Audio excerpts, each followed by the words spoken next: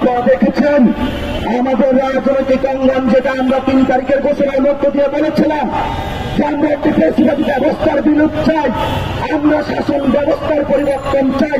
আমরা শুধু শাসকের পরিবর্তন চাই না, শাসক পরিবর্তন হয়েছে, ব্যবস্থার কোন পরিবর্তন হয়নি। আরেকজন এখন সেই গণভবনে যাওয়ার পায়তারা করছে কোন সিস্টেম পরিবর্তন না করে। এই সিস্টেম আমাকে হত্যার জন্য একটি সিস্টেম বানানো হয়েছে। এই সংবিধান, সেই সংবিধান আমাদের 2000 লোককে শহীদ হওয়া থেকে বাঁচাতে পারেনি। আমরা মনে করি আগামীতে এই সংবিধান আমাদের খুনের জন্য দায়ী থাকবে।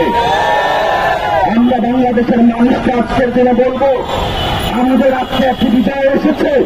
আওয়ামী লীগ নিষিদ্ধ হয়েছে, কিন্তু আওয়ামী লীগকে উৎখাত করতে হলে এই বাংলাদেশে মুজিববাদী আত্মারের যে সংবিধান রয়েছে, সেই সংবিধানকে চিরতরে বাংলাদেশ থেকে মুছে দিতে হবে। জনতার রক্তের প্রতিটি ফোঁটায় যে আমরা গণঅভ্যুত্থানে যে স্পাইরেশন এসেছিল, কৃষক, শ্রমিক, মজুর, উনি তাদের প্রত্যেকটি রক্তের দাগ দিয়ে আমরা নতুন করে একটি সংবিধান রচনা করতে চাই। সেই সংবিধান গণপরিষদের মধ্য দিয়ে নির্বাচিত হবে। আমরা কোন আর অ্যামেন্ডমেন্ট খেলা করতে চাই না। এই সংসদে হলো দুর্বৃত্তায়নে যাওয়ার সুযোগ। আপনারা দেখেছেন টাকা করেছে লোপাট, সংসদে গিয়ে তারা লোপাটের টাকাগুলা দিয়ে লাক্সারি স্যুট বানিয়ে নিয়েছে। আমরা সাংবাদিকদেরকে, বন্ধুদেরকে বলবো, আপনারা এই বিষয়গুলো জনগণের সামনে উন্মোচন করুন।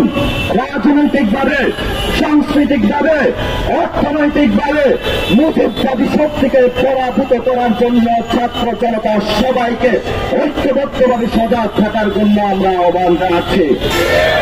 জাতীয় নাগরিক পার্টির এক ঐতিহাসিক অভ্যুত্থান থেকে সৃষ্টি হয়েছে। আমরা সেই ঐক্যবদ্ধতার জায়গা থেকে ভবিষ্যৎ বাংলাদেশকে একটি জায়গায় নিয়ে যাওয়ার জন্য তরুণরা ঐক্যবদ্ধ হয়েছে।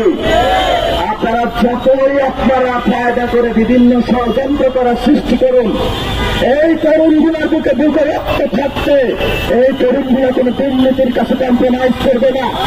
এই তরুণগুলো কোনো দলের কাছে কম্প্রোমাইজ করবে না। এই তরুণগুলো কোনো ফ্যামিলির কাছে কম্প্রোমাইজ করবে না।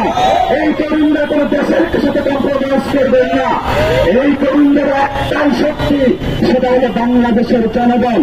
বাংলাদেশের জনগণ যতদিন থাকবে, বাংলাদেশের জনগণ যতদিন জীবিত আছে, যতদিন চাই যতটুক না কেন, আমরা জাতীয় নাগরিক পার্টির পক্ষ থেকে এই তরুণ এবং বিপ্লব জনতা সবাইকে নিয়ে এই মাতৃভূমিকে রক্ষা করে যাবো ইনশাআল্লাহ।